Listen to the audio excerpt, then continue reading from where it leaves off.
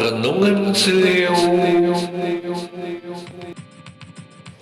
Senin 22 Januari 2024, hari Minggu biasa ketiga.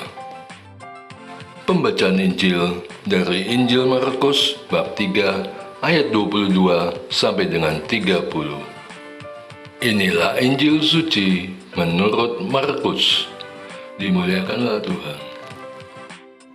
Ahli-ahli Taurat yang datang dari Yerusalem berkata, Ia kerasukan Beelzebul, dan dengan kuasa pemimpin setan, ia mengusir setan.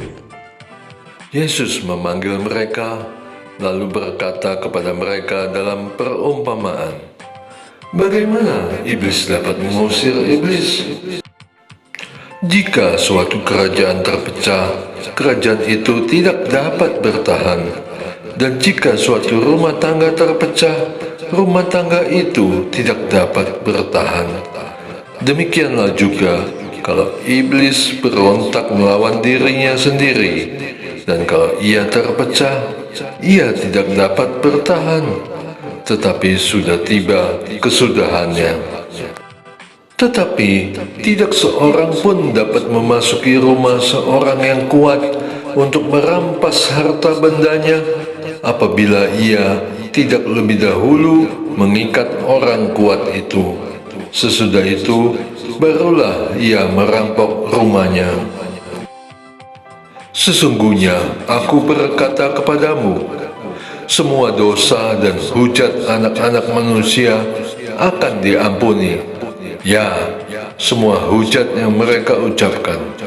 Namun, siapa saja yang menghujat Roh Kudus tidak mendapat ampun selama-lamanya, melainkan bersalah karena berbuat dosa kekal. Ia berkata demikian karena mereka katakan bahwa ia kerasukan roh jahat. Demikianlah sabda Tuhan. Terpujilah Kristus.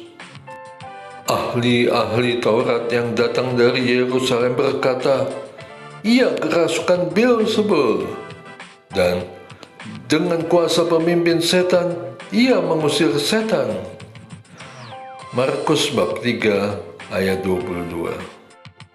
Ketika mendengar perdebatan antara para ahli Taurat dengan Yesus, aku pun tidak habis berpikir, jika aku si ahli Taurat, bagaimana aku dapat menghujat dia?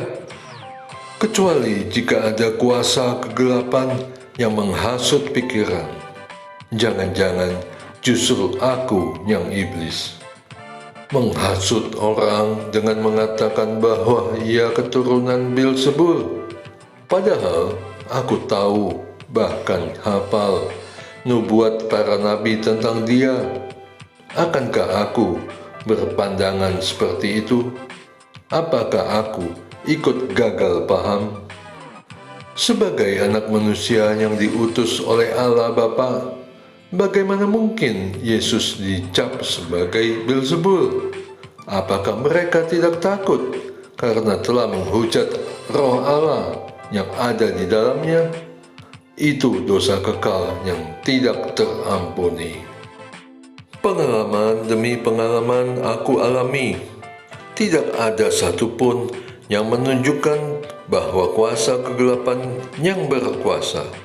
Sebab pada akhirnya aku dengar dan aku lihat, bahkan aku alami sendiri, bahwa kuasa Allah lah yang berkuasa atas segalanya.